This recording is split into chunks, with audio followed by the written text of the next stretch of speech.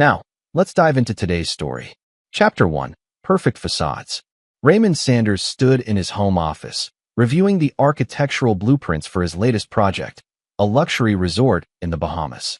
At 42, he had built an empire from nothing, transforming from a scrappy kid from Detroit's rough neighborhoods into one of the most successful construction magnates on the East Coast. His company, Sanders and Associates, specialized in high-end residential developments and commercial complexes. The irony wasn't lost on him that a man who built structures for a living would soon have his own world come crashing down. "Daddy, look what I made." 8-year-old Emma Sanders wheeled into his office, her custom wheelchair navigating easily through the wide doorways Raymond had specifically designed when they'd built this house 5 years ago. She held up a crayon drawing of their family, stick figures of him, his wife Shalia, and herself, with "Best Family Ever" written in her careful child's handwriting. Raymond's expression softened as he knelt beside his daughter. Emma had been born with spina bifida, and while it meant she'd never walk, it had never diminished her bright spirit or infectious smile. She was the light of his life, the reason he worked so hard to build something lasting. "It's beautiful, sweetheart," he said, pinning it to his bulletin board next to his business awards. "Where's Mommy?" "She's in the garden with Mr. Fisher again," Emma said, then lowered her voice conspiratorially. They were whispering about grown-up stuff. Raymond's jaw tightened slightly. Oliver Fisher was Shalia's business partner in her interior design venture, a venture that seemed to require an awful lot of private meetings. At 38, Shalia was still strikingly beautiful, with auburn hair and green eyes that had captivated him 15 years ago when they'd met at a charity gala. But lately, those eyes held secrets. Oliver Fisher was everything Raymond wasn't: smooth, cultured, old money from a Connecticut family. Where Raymond had calloused hands from years of construction work before he could afford to hire others, Oliver's hands were soft, manicured. Where Raymond spoke plainly and directly, Oliver was all charm and sophistication. "Why don't you go play in your room for a bit?" Raymond suggested to Emma. "I need to talk to Mommy." As Emma wheeled away, Raymond walked to the large window overlooking their backyard. Through the glass, he could see Shalia and Oliver standing close together by the rose garden, their body language intimate. Shalia threw her head back laughing at something Oliver said, then placed her hand on his chest. Raymond had suspected for months, but seeing it confirmed sent a cold fury through his veins. He'd grown up learning that betrayal was the worst sin. His own father had abandoned their family when times got tough, leaving Raymond to support his mother and younger sister. He'd sworn he'd never be weak like his father, never let anyone take advantage of him. But watching his wife of 13 years flirt openly with another man in their own backyard, Raymond felt something darker than anger. He felt the calculating coldness that had helped him destroy business competitors who tried to undercut him. That evening at dinner, Shalia was unusually animated, talking about a fantastic new project Oliver had proposed. Emma chattered about her day at school, and Raymond smiled and nodded, playing the perfect father and husband while his mind worked through possibilities. After Emma was tucked into bed, Raymond confronted Shalia in their bedroom. "We need to talk about Oliver," he said quietly. Shalia's face went pale, then flushed with defiance. "What about him?" "Don't insult my intelligence, Shalia. I've seen how you look at him, how he looks at you."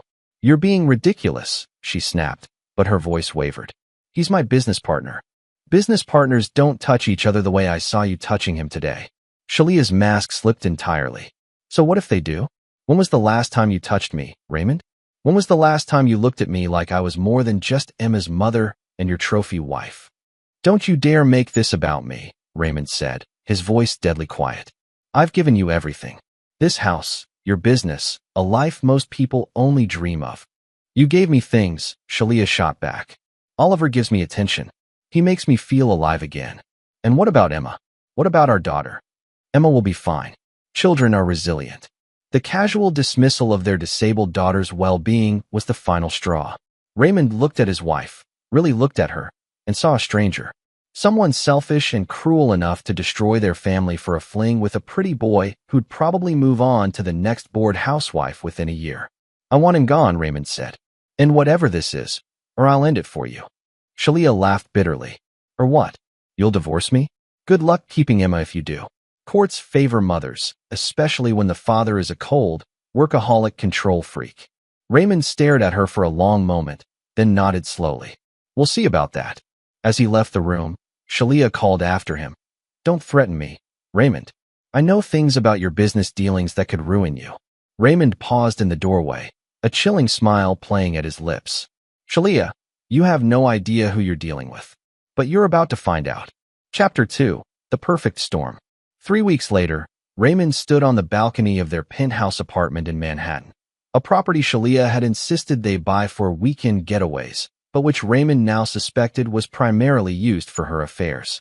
The apartment was on the 23rd floor, with spectacular views of Central Park.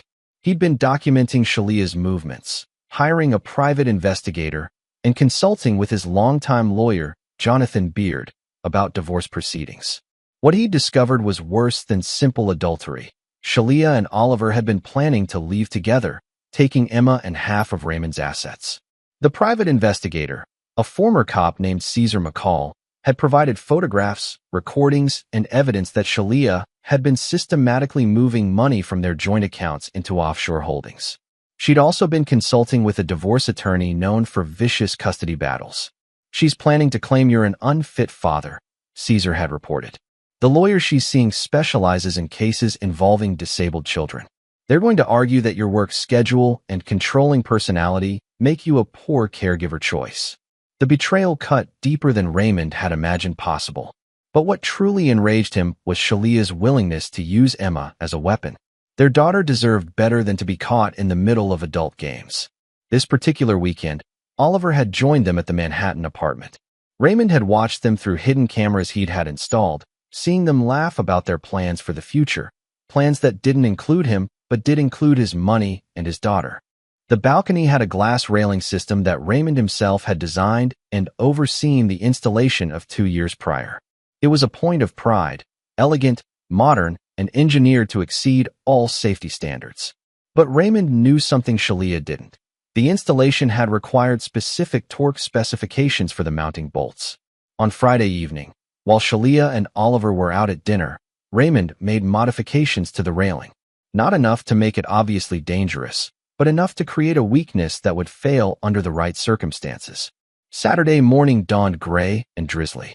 Emma was excited to be in the tall house, as she called it, and had asked to go out on the balcony to see the park. Raymond had initially said no, claiming it was too cold, but Shalia had overridden him. Don't be so overprotective, she'd snapped. Emma needs fresh air. Raymond watched from the living room as Shalia wheeled Emma onto the balcony. The plan had been for Shalia to lean against the railing herself. Raymond had expected her to go out alone for her morning coffee, as was her habit. He'd never intended for Emma to be involved. But as he watched through the glass door, he saw Shalia position Emma's wheelchair close to the railing so she could see over it better. Emma, excited by the view, reached out to point at something in the park below. That's when Oliver appeared, wrapping his arms around Shalia from behind. The additional weight and movement caused Shalia to bump into Emma's wheelchair, which knocked against the compromised railing. Everything happened in seconds. The railing gave way with a sharp crack, and Emma's wheelchair tilted forward. Shalia lunged to grab it, but the momentum was too much. Both Emma and her wheelchair tumbled over the edge. Raymond's roar of anguish was genuine as he rushed onto the balcony. 23 floors below, his daughter lay motionless on the concrete plaza. Chapter 3. The Frame. In the chaos that followed Emma's fall, Raymond's world shattered completely. The paramedics confirmed what he already knew in his heart. Emma had died on impact. His beautiful, bright daughter was gone, and it was his fault. His modification to the railing, meant to trap Shalia, had killed the only person in the world he truly loved. The guilt and rage warred inside him as he sat in the hospital waiting room, Shalia sobbing dramatically in Oliver's arms nearby. She was playing the grieving mother perfectly, but Raymond caught the calculating look she exchanged with Oliver when she thought no one was watching. Detective Warren Donahue arrived within hours, a grizzled veteran of the NYPD with tired eyes and a no-nonsense attitude. He questioned all 3 adults separately, and Raymond could see the detective's suspicion growing with each interview. The railing failed, Raymond told the detective truthfully. I designed the whole balcony system myself 2 years ago. I don't understand how this could have happened. When Shalia gave her statement, however, she painted a very different picture. Raymond has been acting strange lately, she told Detective Donahue, tears streaming down her face. He's been angry about my business partnership with Oliver. He made threats, and he'd been working on the balcony recently. I saw him out there with tools last week. Oliver corroborated her story, adding his own embellishments. Raymond seemed obsessed with the railing system. He was always checking the bolts, adjusting things. Shalia was worried he might do something desperate. By Monday morning, the building's security footage had been reviewed, showing Raymond on the balcony Friday evening with a toolkit. The forensic examination of the railing revealed that the bolts had been loosened deliberately, exactly what Raymond had done, intending to create a failure that would harm Shalia. Detective Donahue arrested Raymond on charges of criminally negligent homicide and reckless endangerment. As the handcuffs clicked around his wrists, Raymond looked directly at Shalia. "I know what you're doing," he said quietly, "and I know why." Shalia's performance was Oscar-worthy as she collapsed in grief. "How could you do this to our baby?" she wailed. "You always resented her disability. You never wanted her." The media picked up the story immediately. A wealthy businessman arrested for killing his disabled daughter in a fit of rage over his wife's affair. It was tabloid gold. By evening, news vans lined the street outside their Connecticut home. Shalia gave a tearful interview on the local news, Oliver's supporting hand on her shoulder. "He always hated having a disabled child," she wept. "Emma was such a burden to him. He worked constantly to avoid being home with her. I think he finally snapped." From his jail cell, Raymond watched the interview with cold fury. Shalia was systematically destroying his reputation while positioning herself as the grieving mother and Oliver as her supportive friend. She was even dressed in conservative black, playing the part of the widow though they weren't divorced. His lawyer, Jonathan Beard, visited him the next morning. Jonathan was Raymond's oldest friend, someone who'd known him since they were kids in Detroit. He was one of the few people who understood the depth of Raymond's love for Emma and the impossibility of him ever harming her.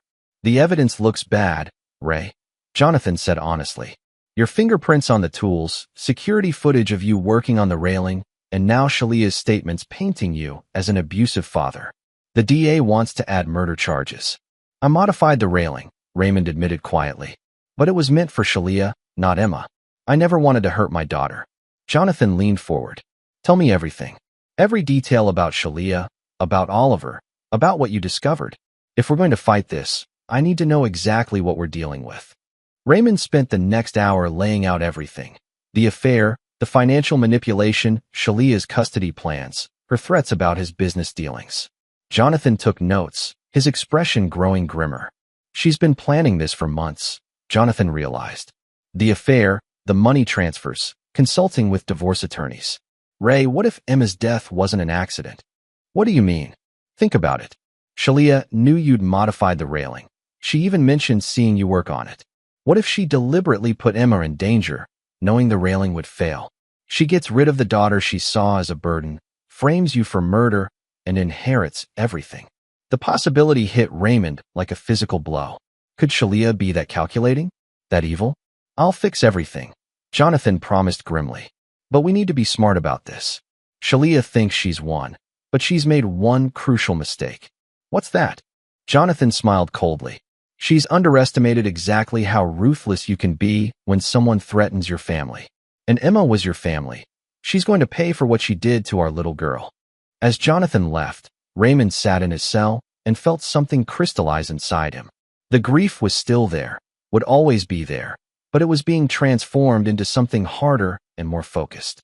Shalia had killed their daughter and was trying to destroy him. She'd made the biggest mistake of her life. Raymond Sanders had learned long ago that in the construction business, when a structure was compromised, you didn't just patch it up, you tore it down completely and built something stronger in its place. It was time to demolish Shalia's perfect plan and build his revenge from the ground up. Chapter 4: Buried Secrets. Jonathan Beard had been Raymond's friend for over 30 years, but he'd been practicing criminal law for 25. He knew that emotional cases required cold, methodical investigation, and the death of Emma Sanders was nothing if not emotional. While Raymond sat in jail awaiting trial, Jonathan assembled a team. He hired his own private investigator, Anthony Richmond, a former FBI agent who specialized in financial crimes, and had a reputation for uncovering the kind of secrets people killed to protect. I need everything on Shalia Sanders and Oliver Fisher, Jonathan told Anthony during their first meeting. Bank records, phone records, travel records, medical records, everything. And I need to know about their relationship timeline. When did it really start? Anthony's investigation began with the obvious, tracing the money Shalia had been moving. But what he found was more sophisticated than simple embezzlement. Shalia had been working with Oliver for over 2 years, using her interior design business as a front for money laundering. Oliver Fisher's background revealed he wasn't just old Connecticut money. His family's wealth came from a trust fund established by his grandfather, a man who'd made his fortune during Prohibition running liquor from Canada.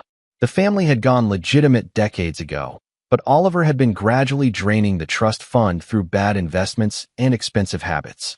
Here's where it gets interesting, Anthony reported to Jonathan a week later. Oliver's been in debt to some very dangerous people. The kind who don't just repossess your car when you can't pay. How much debt? $3 million, plus interest. He borrowed from a loan shark named Jamie Decker, who has connections to organized crime. The payments were due 6 months ago. Jonathan leaned back in his chair, pieces of the puzzle clicking into place. So Oliver needed money, and fast. Enter Shalia Sanders, married to a wealthy construction magnate. It gets better, Anthony continued. I traced Oliver's movements over the past year. He's been to the Cayman Islands 4 times, always shortly after Shalia made large transfers from the Sanders accounts. They've been systematically moving Raymond's money offshore. But it was Anthony's next discovery that changed everything. Jonathan, I need you to see this. Anthony spread out medical records on the desk. I pulled Shalia's medical files from the past 5 years. Look at this. The records showed multiple visits to a psychiatrist, Dr. Reginald Ali, over the past 18 months. The notes, obtained through a legal warrant Jonathan had managed to secure, painted a disturbing picture. Shalia had been diagnosed with narcissistic personality disorder with antisocial tendencies. Dr. Ali's notes described her as showing a concerning lack of empathy for her disabled daughter and expressing resentment about the burden of caregiving. More damning was a session note from 3 months before Emma's death. Patient expressed fantasies about being free of family obligations. When pressed about her daughter, patient stated that some people aren't meant to live. Recommended immediate family therapy, but patient declined. Jesus, Jonathan breathed. She was planning this for months. There's more, Anthony said grimly. I found Emma's medical records too. Did you know that Shalia had been skipping Emma's physical therapy appointments? The child's condition was deteriorating because she wasn't receiving proper care. Jonathan felt sick. Emma had been suffering, and Shalia had been neglecting her deliberately, making her even more vulnerable. But Anthony's final discovery was the smoking gun they needed. I accessed the security system for the Manhattan apartment building, Anthony explained. The building has internal cameras in the hallways and elevator areas. Look at this footage from the night before Emma died. The security video showed Oliver arriving at the apartment building at 11:47 p.m. on Friday night. But more importantly, it showed him leaving at 2:15 a.m., then returning again at 6:30 a.m. Saturday morning, less than 2 hours before Emma's fall. He was there when Raymond modified the railing, Jonathan realized. But he left and came back. What? Anthony smiled grimly. Because he needed to make his own modifications. I had a structural engineer examine the railing remains. The bolts weren't just loosened. They were deliberately weakened in a specific pattern that would cause catastrophic failure under minimal stress. But Raymond admitted to loosening them. Raymond loosened them to create a failure if an adult leaned against them. Oliver remodified them to ensure they'd fail with much less pressure, like the weight of a child in a wheelchair. The implication was staggering. Oliver had taken Raymond's sabotage and turned it into something far more deadly, ensuring that Emma would be the victim instead of Shalia. They used Raymond's guilt against him, Jonathan said, understanding flooding through him. They knew he'd blame himself and wouldn't fight the charges effectively. Over the next 2 weeks, Anthony uncovered the full scope of Shalia and Oliver's plan. They'd been planning Emma's death for months, waiting for the right opportunity. Raymond's modification of the railing had been the perfect cover. They could blame him while positioning themselves as grieving survivors. The insurance policies were the final piece. Shalia had increased Emma's life insurance policy to $2 million just 6 months earlier, claiming it was necessary because of her medical needs.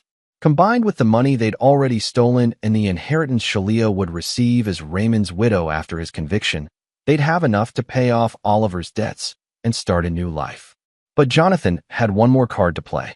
He'd been investigating quietly, building an airtight case, but he needed Shalia and Oliver to reveal themselves. He needed them to make a mistake. "Anthony, I want you to leak something to the media," Jonathan instructed. "Let them know that new evidence has emerged that might exonerate Raymond. Don't be specific, just hint that there are questions about the investigation. You want to flush them out? I want them to panic. Panic people make mistakes. And when they do, we'll be watching." Chapter 5, The Trap Springs. The leaked story hit the evening news 3 days later. A source close to the investigation had suggested that new evidence might cast doubt on Raymond Sanders' guilt in his daughter's death. The report was vague but mentioned inconsistencies in witness statements and possible alternative theories. Jonathan watched the news from his office, then immediately drove to the jail to see Raymond. "What are you up to, Jonathan?" Raymond asked as soon as his lawyer sat down. "I'm setting a trap, and I need you to play your part perfectly." Jonathan explained what they discovered about Shalia and Oliver's plan, the financial crimes, the medical records, and most importantly, the evidence that Oliver had remodified the railing to ensure Emma's death. Raymond's reaction was volcanic. He slammed his fist against the table so hard it cracked, his face twisted with rage. "They killed her. They actually killed Emma and blame me for it. Ray, I need you to listen to me very carefully," Jonathan said urgently. "We have evidence, but we need more. We need them to confess, or at least say something that proves their guilt. I'm going to arrange for you to have a phone call with Shalia. The calls are recorded, but she doesn't know we have outside evidence yet. What do you want me to say? Nothing directly. Just let her think you're broken, that you're ready to confess to everything. Let her gloat. Give her enough rope to hang herself." 2 days later, Jonathan arranged for Raymond to call Shalia from jail. He'd convinced her it was necessary for closure and that Raymond wanted to apologize. The call was recorded, and Anthony had positioned surveillance outside the Connecticut house where Shalia and Oliver were now living openly together. "Shalia," Raymond said when she answered, his voice carefully crafted to sound defeated. "I need to talk to you." "Raymond." Her voice was cold. "I don't think we have anything to discuss." "I know what I did," Raymond continued. "I know I killed Emma. I can't live with it anymore." There was a pause, then Shalia's voice became calculating. "The police say you're planning to change your plea to guilty. I should. I deserve whatever happens to me. But Shalia, I need to know something. Did you know? When you put Emma near the railing that morning, did you know it would fail?" The question hung in the air for a long moment. When Shalia finally spoke, there was something different in her voice, a hint of satisfaction she couldn't quite hide. "How could I have known? You're the one who sabotaged it. But you saw me working on it that Friday night. You mentioned it to the police. I saw you with tools, yes. I had no idea what you were planning." Raymond pressed harder, following Jonathan's script. "I keep thinking about how you positioned her wheelchair right against the railing. Almost like you wanted her to." "Stop," Shalia snapped. "Don't you dare try to blame me for your actions. Emma is dead because of you. Because you couldn't handle having a defective child." The word defective sent rage coursing through Raymond's veins, but he forced himself to stay in character. "You're right. I was a terrible father. Emma deserved better." "She did deserve better," Shalia agreed, and now there was definitely satisfaction in her voice. "She deserved a father who loved her instead of seeing her as a burden. She deserved a life without pain." "Without pain." Do you have any idea what it was like, Raymond? Watching her struggle every day, knowing she'd never have a normal life? Never walk, never run, never experience the things other children do? Maybe this was a mercy. Raymond's hand tightened on the phone. Even playing a part, he could barely contain his fury at hearing his beloved daughter discussed so callously. "Sometimes I think she's better off now," Shalia continued, her voice taking on an almost dreamy quality. Free from all that suffering. Free from being a burden on everyone around her. In the background, Raymond could hear Oliver's voice. "Shalia, maybe you shouldn't." "It's fine," Shalia said, apparently covering the phone briefly. When her voice returned, it was sharper. "The point is, Raymond, you did this. You killed our daughter, and now you need to face the consequences. What about us? Raymond asked. What about our marriage? Shalia laughed, a cold sound. Our marriage ended the moment I realized what kind of man you really are. Oliver has been more of a husband to me in 6 months than you were in 13 years. Oliver's a good man, Raymond said, feeding her ego. Emma liked him. Emma was too young to understand. But yes, Oliver would have been a wonderful stepfather.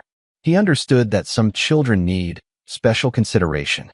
The phrase special consideration made Raymond's blood run cold.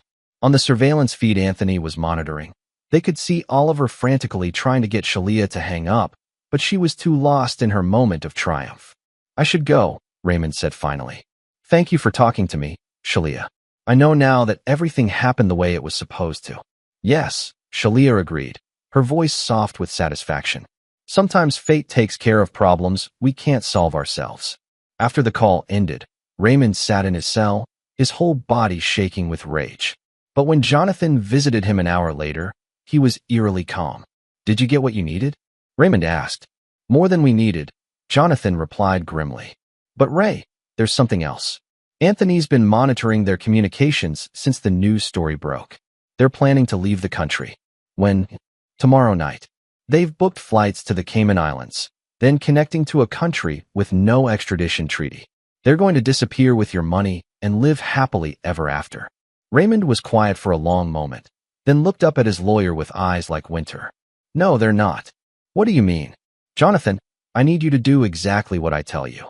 And I need you to not ask questions about the details. Chapter 6. The Reckoning begins. At 3 a.m. on the morning Shalia and Oliver were scheduled to flee the country, Raymond Sanders walked out of jail a free man. Jonathan had worked through the night with a sympathetic judge, presenting the recorded phone call, the surveillance evidence, and the financial records that proved Shalia and Oliver's conspiracy. The judge had immediately issued arrest warrants for both conspirators and released Raymond on his own recognizance pending the dismissal of all charges. But Raymond had no intention of waiting for the slow wheels of justice to turn. Anthony Richmond was waiting outside the jail with a black SUV and a grim expression. They're at the house packing, he reported. Flight leaves at 6 a.m. Have you been monitoring them all night? Every move. They think they're home free. Shalia's been celebrating with champagne. Raymond climbed into the passenger seat, his jaw set like granite. Any word from Caesar? He's in position with the others. Everything's ready.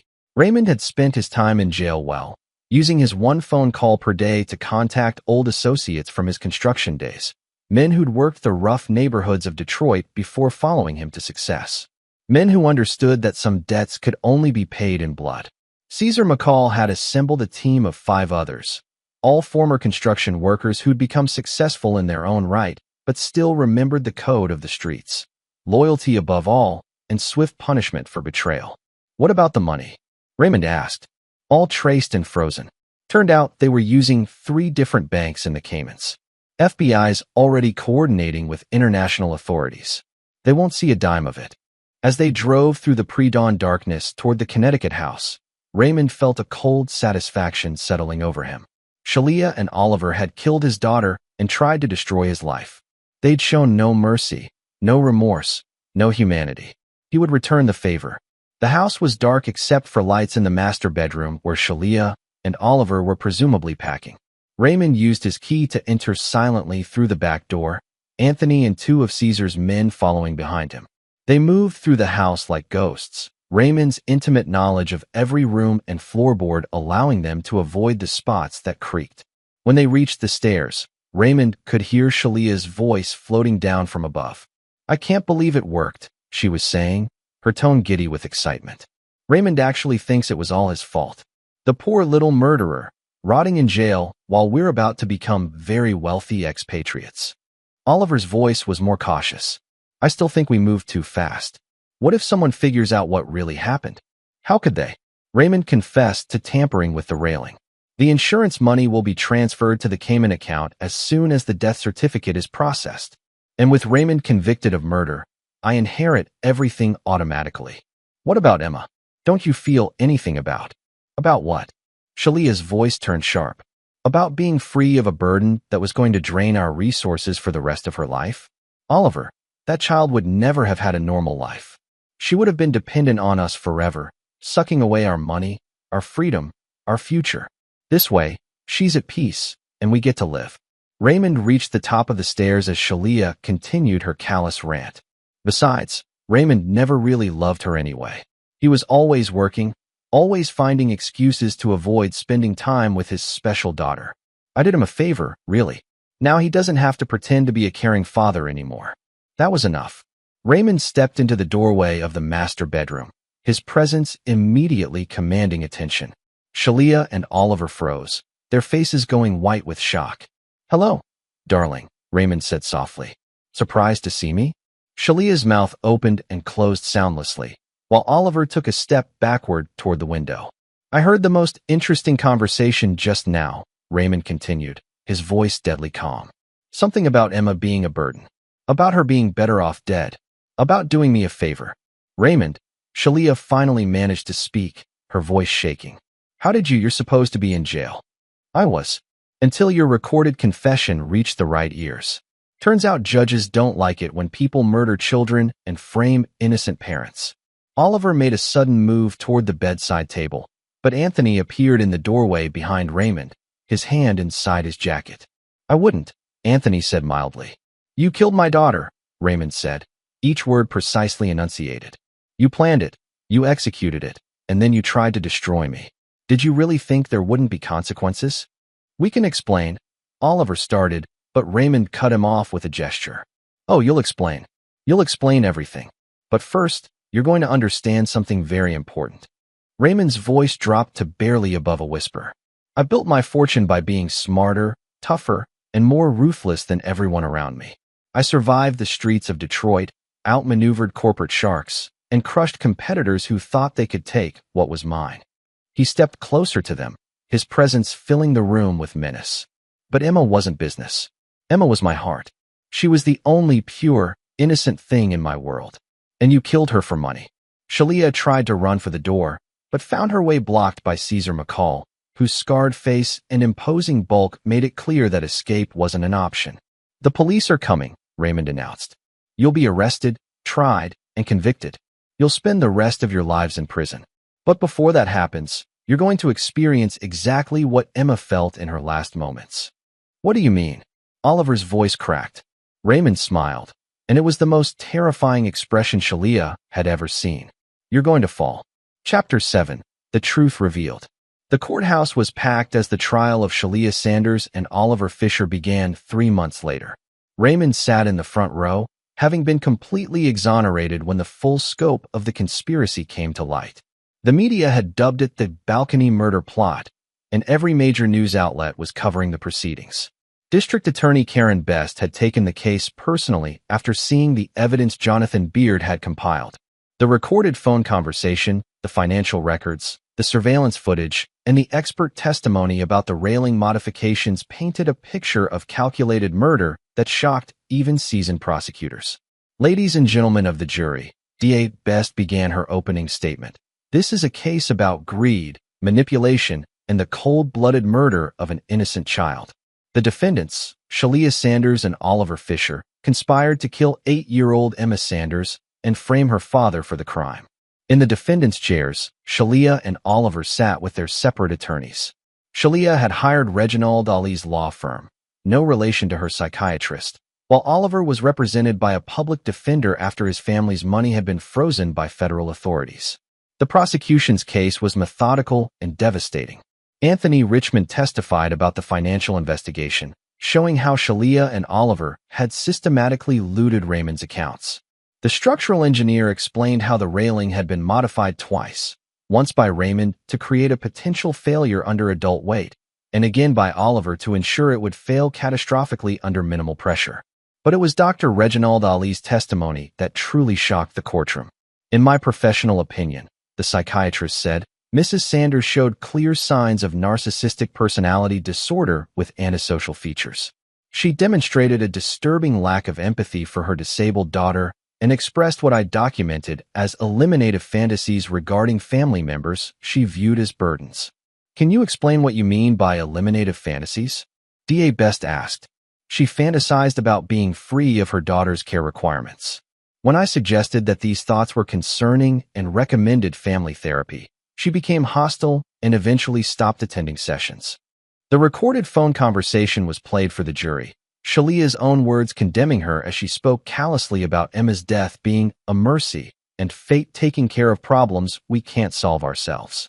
Raymond testified on the third day, his composed demeanor hiding the rage that still burned within him. He admitted to modifying the railing, but explained his intent had been to harm Shalia, not Emma.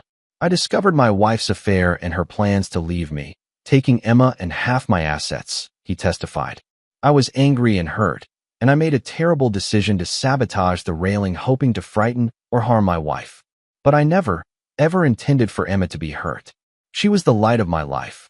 Under cross-examination, Shalia's attorney tried to paint Raymond as an abusive father, but the prosecution's character witnesses, Emma's teachers, doctors, and therapists, all testified to Raymond's devotion to his daughter. Mr. Sanders attended every medical appointment, testified Emma's physical therapist, Candace Holden. He was always asking questions about how to help Emma at home. Some fathers of disabled children distanced themselves, but Mr. Sanders was completely dedicated to his daughter's care and happiness. The defense's case fell apart when Oliver took the stand in his own defense. Under D.A. Best's relentless cross-examination, he broke down and admitted to remodifying the railing. I didn't want Emma to die, he sobbed. But Shalia said it was the only way. She said Emma would never have a normal life, that she was suffering. Shalia convinced me we were doing the right thing. The right thing? D.A. Best's voice was incredulous. You're saying that murdering an 8-year-old child was the right thing? Shalia said. She said Raymond would go to prison, and we'd use his money to help other disabled children. She made it sound like we were being merciful. The jury's faces showed exactly what they thought of that explanation. Shalia's attorney tried to argue that she was mentally ill and not responsible for her actions, but Dr. Ali's return testimony destroyed that defense. While Mrs. Sanders does have personality disorders, she was completely capable of understanding right from wrong. Her actions were planned, calculated, and executed with full awareness of their consequences. This was not the product of mental illness. It was the product of selfishness and greed. On the final day of testimony, the prosecution played security footage from the morning of Emma's death. The jury watched in silence as Shalia deliberately positioned Emma's wheelchair close to the compromised railing, then allowed Oliver's embrace to create the momentum that would send the child to her death. In the video, you could see Shalia's face for just a moment after Emma fell, and there was no surprise there, no shock. Only a brief look of satisfaction before she began her performance of grief. The jury deliberated for less than 4 hours. Chapter 8. The Verdict. Has the jury reached a verdict? Judge Kathleen Chase asked as the packed courtroom held its breath. We have, Your Honor, replied the jury foreman, a middle-aged man whose grim expression gave no hint of mercy. On the charge of murder in the first degree against Emma Sanders, how do you find the defendant Shalia Sanders?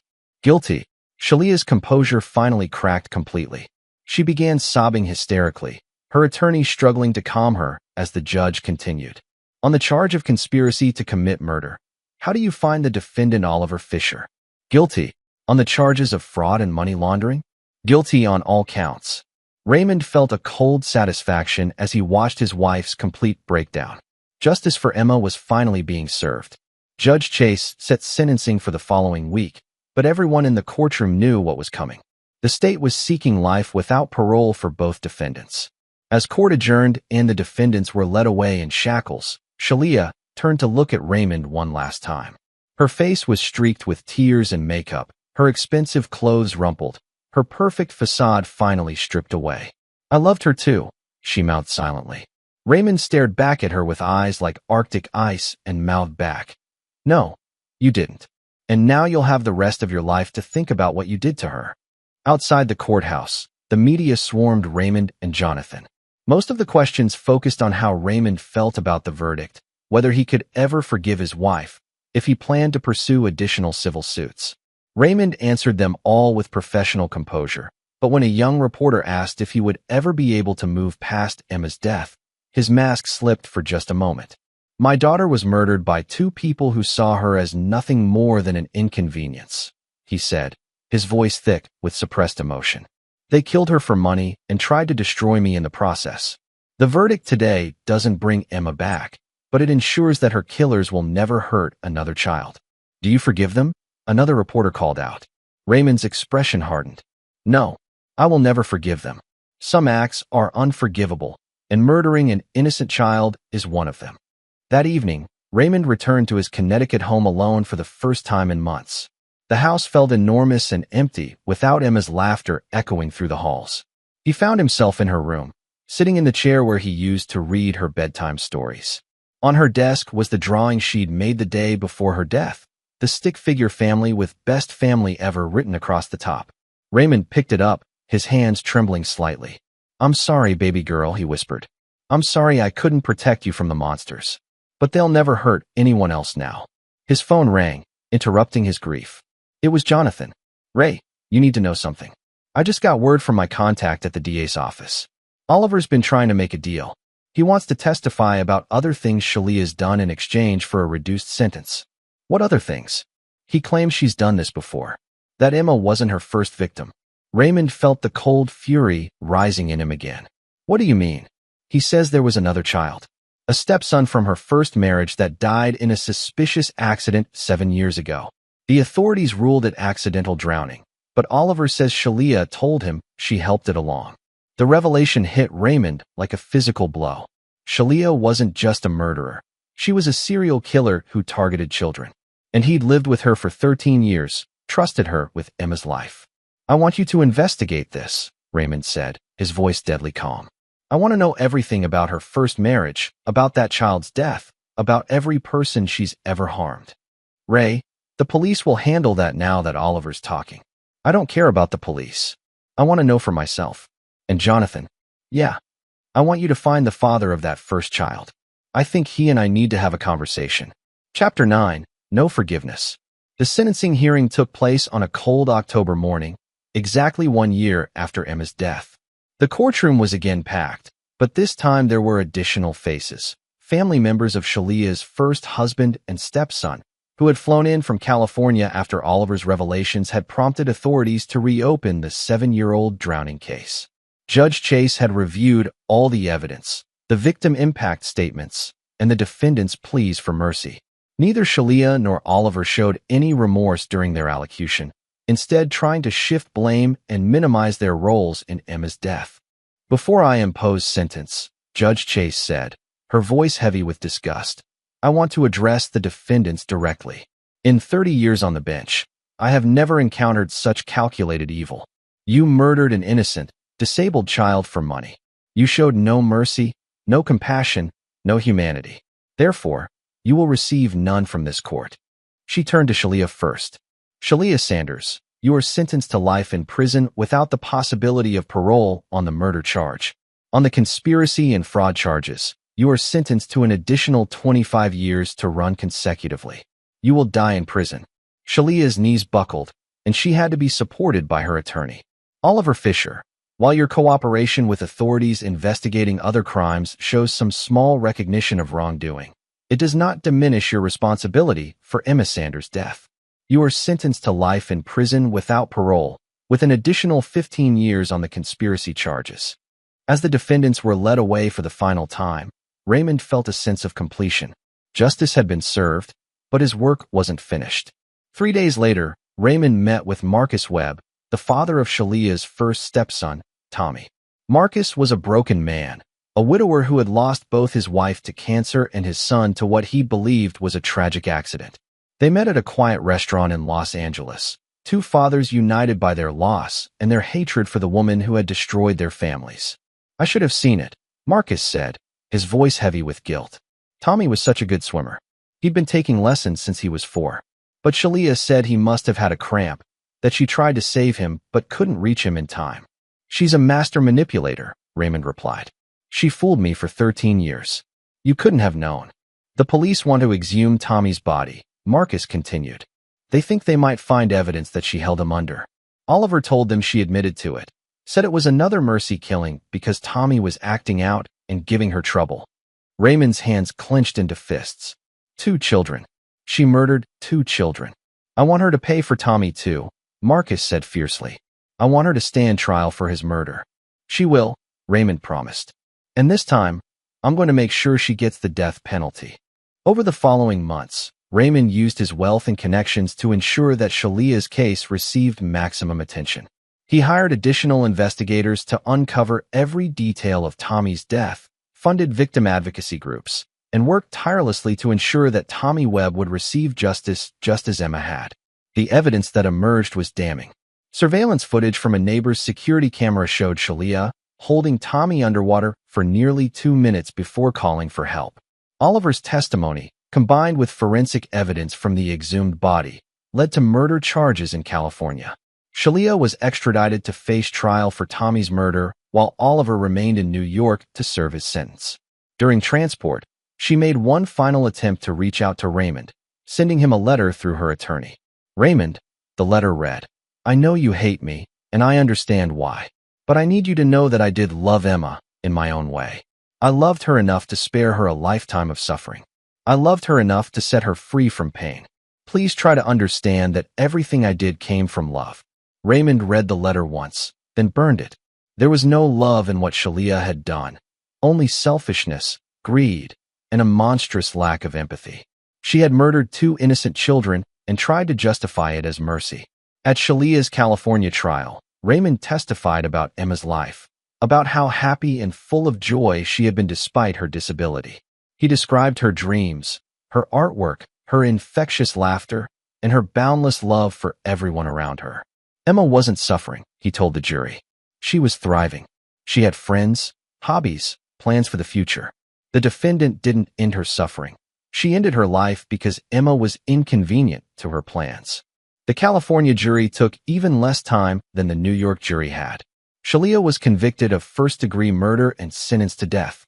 On the day of her sentencing, Raymond was asked by reporters if he would attend her execution when it finally took place. No, he said firmly. I won't give her the satisfaction of seeing me there.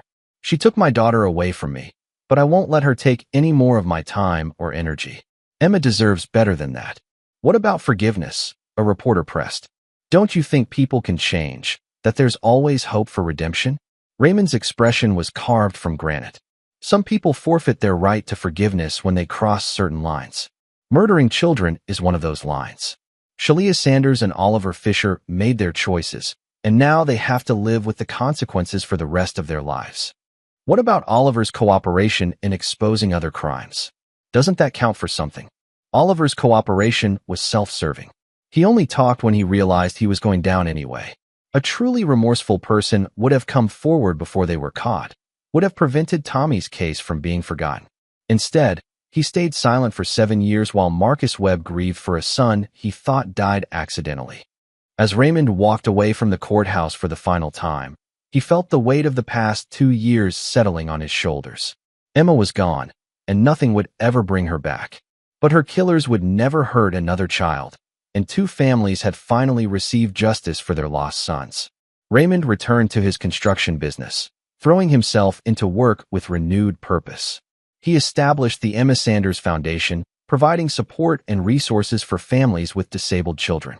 He built playgrounds with wheelchair-accessible equipment, funded medical research, and created scholarship programs. But he never remarried, never had other children, and never spoke to any of his former friends who had doubted his innocence during the darkest days of his ordeal. He had learned that betrayal left scars that never fully healed, and that some relationships, once broken, could never be repaired. Raymond Sanders had been a man who built things his entire life. But the most important thing he'd ever built wasn't a skyscraper or a bridge, it was justice for his daughter. And unlike his other constructions, this one would stand forever. In her memory, he would never forgive, never forget, and never again trust anyone completely with the things he held most dear. Some structures, once destroyed, were meant to stay that way.